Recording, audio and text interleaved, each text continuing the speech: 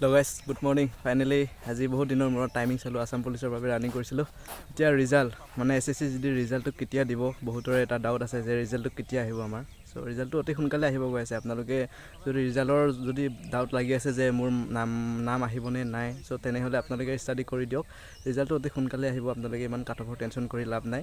যিসকলৰ ডাউট আছে 1-2 mark plus হৈ আছে তেওঁলোকক কৈছো মানে ষ্টাডি কৰি দিয়ক আৰু মানে ৰখি থাকিব নালাগে। নাম আহিব নাহিব এটা পিছৰ কথা। আৰু মই লগতে ৰানিং কৰি আছো অসম পুলিচ আমাৰ ষ্টেট পুলিচৰ কাৰণে আৰু লগতে এসএসসিৰ বাবেও এপ্লাই কৰিম। আজি এপ্লাই কৰিম মই আৰু আপোনালোকে এপ্লাই কৰিলে নাই জনাবচোন পাৰিলে। আৰু কাট অফৰ বিষয়ে ইমান টেনচন কৰি থাকিব নালাগে। আমাৰ ৰিজাল্ট অতি সোনকালে আহি আছে। জাস্ট আপোনালোকে কিছুদিন ওয়েট কৰক আৰু 8-10 দিন ওয়েট কৰি থাকক যেনতেন আমাৰ আহি যাব। भाई साहब कुछ ज्यादा नहीं हो गया मतलब कुछ भी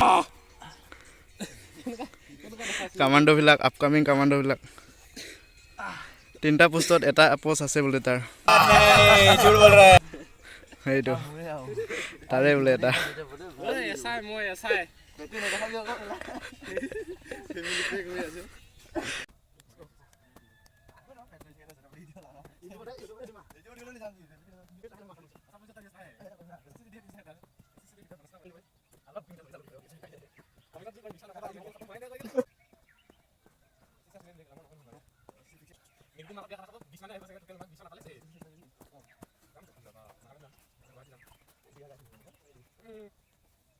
আহি যাব মেডিকেল ক্লাছ এটা কি জানো আশিটা হিঙা হিঙি হলে